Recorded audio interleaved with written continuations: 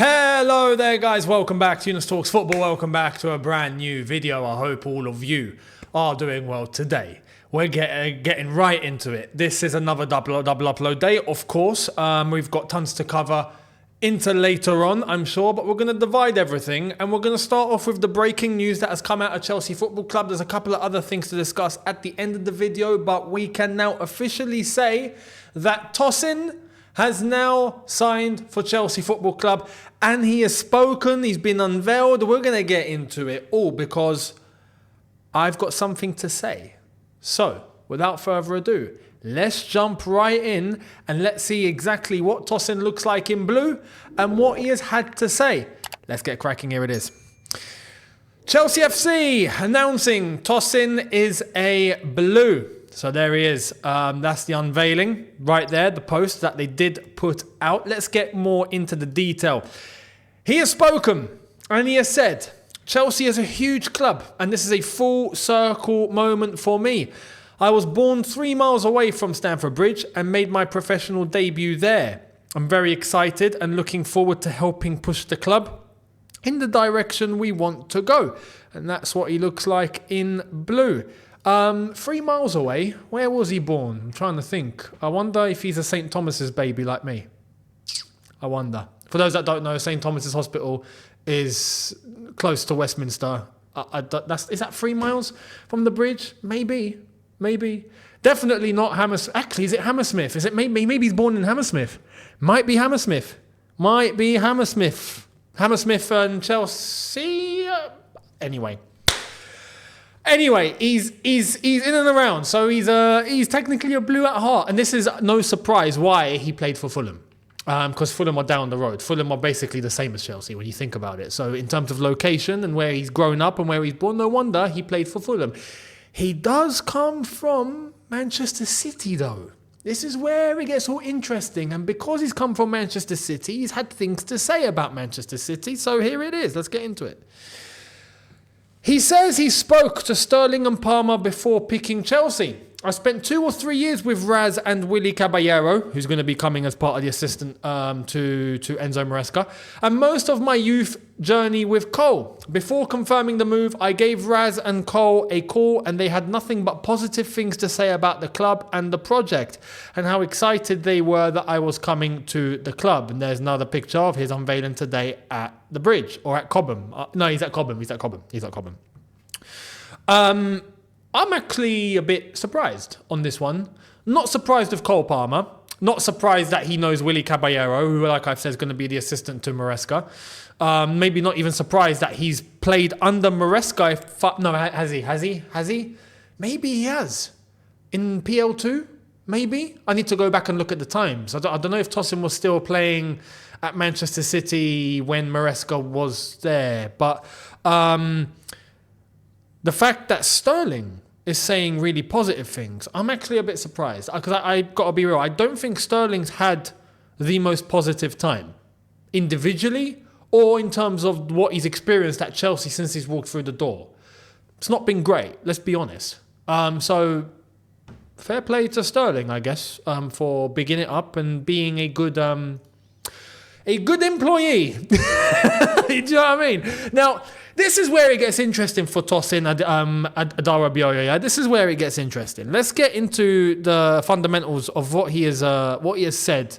He's been asked about who he compares himself to, who he takes inspiration from, what he wants to bring, and what he wants to achieve.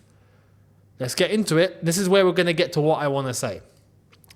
Tosin asked to compare himself to previous players. John Terry, for example, his leadership, and Christensen, how well he can play on the ball. I like to take bits from their game into mine, and there he is at Cobham.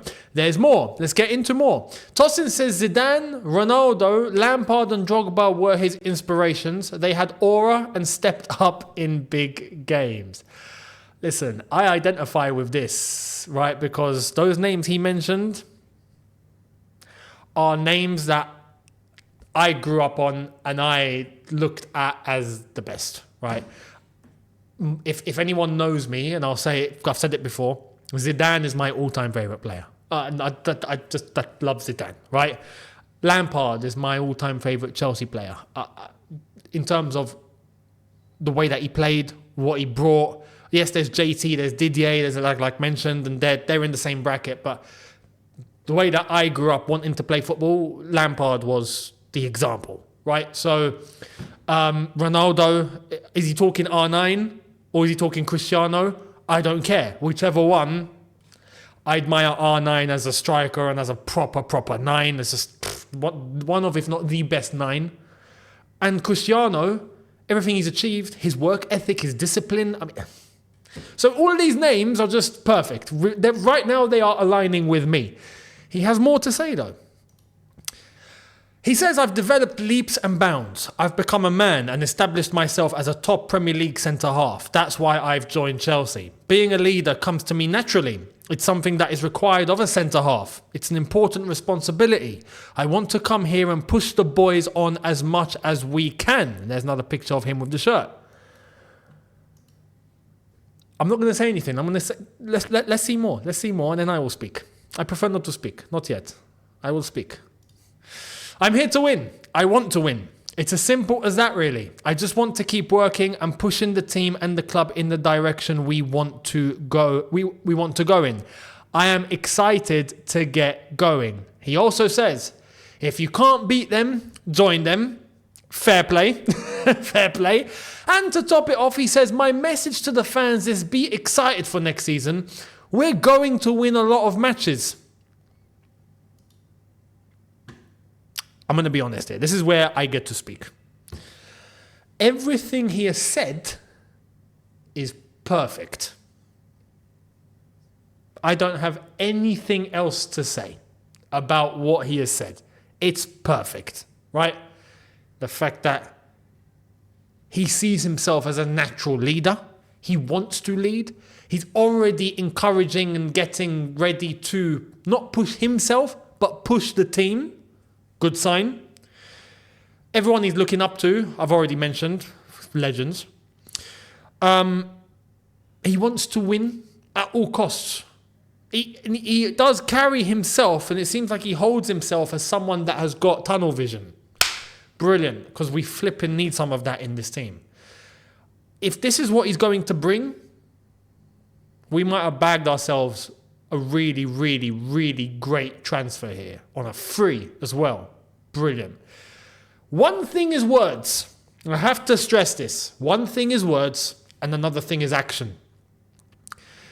He's definitely talking the talk here. He's mentioned everything in the manner that I would want to hear and what I would want in the manner that he has said it, what I would want to see said, right?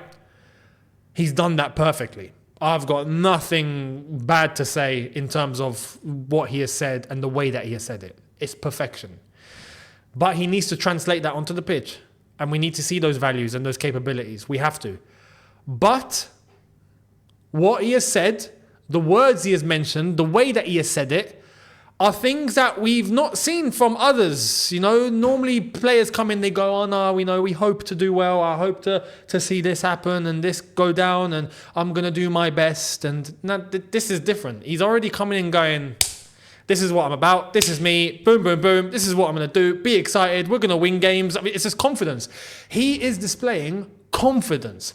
And I can't stress how important confidence is in a player to perform at the highest level. Not confidence in terms of getting others to inspire them. No, confidence from within. Confidence, natural confidence. Come in, I've got this. Leave it to me. He's displaying that already with his words. But like I said, that has to translate to action. So I give him the benefit of the doubt because we've not seen him play for Chelsea yet. We will. But everything that he has said so far, beautiful. So all I can say, Tosin, welcome to Chelsea. And I hope that your actions reflect your words. Because if they do, oh boy. This could be a serious one. This could be a serious one. There is a link to Man City here as well. And this is also what I want to focus on. Like he's mentioned, he's played with Parma. He's known Sterling. He knows Willy Caballero. He knows Enzo Maresca, I'm pretty sure. And I'm sure he knows Joe Shields. There is a thing here that seems to be aligning, that we are starting to, dare I say, are we moving away from the Brighton way of things to the Man City way of things. And I'm not going to criticise this one because Brighton are Brighton. We shouldn't be striving for that. Man City are Man City, and right now they're the best, and we should be striving for that. Not to copy them, but to take what we can from their model and make it work for us. Absolutely. Not to say, like I said, completely copy them. But in the same way that they decided to discard Cole Palmer, right? And look what's happened since he's walked in. Joe Shields is someone that worked at City, and he's come in, and so far his way of working has been brilliant. Dare I say that the same will happen with Lavia, perhaps, and Tosin. Alvarez might be available, and I'll come to him in a sec. If we're going down this route, then that's something that I can support and I can get behind, absolutely, because it's levels, and we should be striving for levels. And we're not at the level that we once were, where we were the example, we were the pacemakers, we were the ones that were setting the speed and the tempo. It's Man City now. Tosin is another example of someone that has come from that level, played at Fulham for a considerable amount of time and done well, right? Now he's got to step up, and everything that he has said has been spot on. So I look forward to seeing what he's going to do. On a free transfer, this is probably a really good one. 26 years old, he has to step in to be a leader, and he seems like he wants to. And that's a great sign already. So big up and respect, and welcome to Chelsea, Tosin. I'm looking forward to seeing how you're going to play. Now, let's move to Alvarez. I mentioned him yesterday. 5 minutes after uploading, it came out that Chelsea are in fact the mystery club from the Premier League that are interested in Alvarez. Here it is. Gaston Edul says the Premier League club who's interested in Julian Alvarez is Chelsea. And here's a nice picture of Alvarez with agent Enzo. Interesting. Listen, I would take Alvarez in a heartbeat. In a heartbeat. Some are going to say no, but he's not an exact number 9. He plays up front. He plays up front, he gets goals. He plays up front, he gets goals, and he's great on the ball. We want that. He links up really well. We want that. He provides assists. We want that. He's come from... Look, he's not playing frequently. Why? Because there's flipping Erling Haaland there, right? In the same way Cole Palmer wasn't playing frequently. Why? Look at Man City's team. It's not everyone that's going to make it. And it's the same example, like I say, it's not everyone that's going to make it at Chelsea, right? But there are players there that have talent and capabilities and profile that we just know will slot in. Alvarez for me is one. Now, will it demand a high fee? Maybe. But I don't think too high. Because at the end of the day, there is going to be some power on the player here. He wants game time. And Man City are loaded. And Man City have their team established. And they've got Haaland. So they're probably just going to try and get what they can. I expect a fee of maybe 70, 80 million. Maybe around there for someone like Alvarez, which I think would be affordable. Now, Chelsea apparently are in a very good PSR situation according to David Ornstein, because we've sold the hotels, the training ground, I don't know, the flipping, the parking lot, so the car parks. We've sold everything to ourselves, and now apparently we've actually balanced out the books on the FFP side, according to David Ornstein. We will see what happens when the time comes. But this leaves us some leeway in terms of doing the business that we got to do. Now, the players that are going to be leaving will leave. That will generate money. And the players that we're going to get in, well, should Alvarez be one of them? Out of all the links that we've had with strikers and players that play up top, I'm sorry, Alvarez is the best one. Some will say Sesko. I prefer Alvarez. Personally, I prefer Alvarez. And we know he can do it. With Sesko, there is a question mark, right? We've already seen Bundesliga attacks before. And that's not to say that applies to everybody. It doesn't. Sesko might very well come in and smash it. But Alvarez is a certainty here. I would take him. Absolutely. And Enzo. Man City links. It aligns, right? It aligns. So could we be in store for a very productive summer is the question. I'd like to think that now, yes, perhaps. And like I've said, look, I've criticised and I've said exactly my piece on this ownership, the directors, the strategy and the model. But I have said, change the model and start aiming higher and start getting pedigree in and quality. And if it means we're starting to go for this sort of level, I'm all for it. I'm all for it. And I will compliment where it needs to be complimented. I won't shy away just because I was saying a criticism at one point, I'm not going to compliment. Or because I was complimenting at one point, I'm not going to criticize. No, I will call it exactly as I see it. And right now, it seems like Tosin could be a very good defender. And Alvarez is absolutely a brilliant link. And if Chelsea are interested, then they are interested in the right person, according to me. End of story. So let me know your thoughts down below on Tosin and also the link with Alvarez. Do you like what Tosin's had to say and where he's carried himself? And do you like Alvarez and would you take him at Chelsea? Let me know. To wrap up, I got to mention this. Graham Potter will not make a return to become Brighton manager, says Sky Sports News. He's out of the running. I'm not surprised. And I got to say, is Graham Potter destroyed?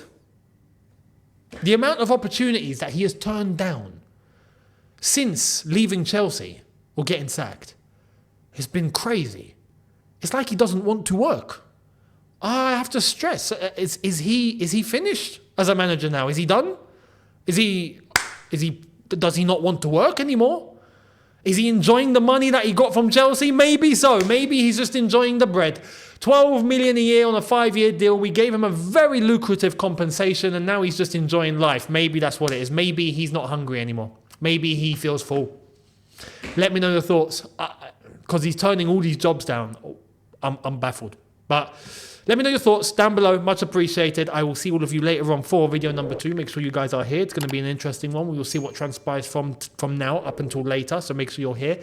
Let me know your thoughts in the comments. And I will catch all of you later on. Hit the subscribe button, notification bell to be notified. Socials on screen and in the description. And I'll see you tonight. In a bit, people. Look after yourself. See you later. Take care. And peace.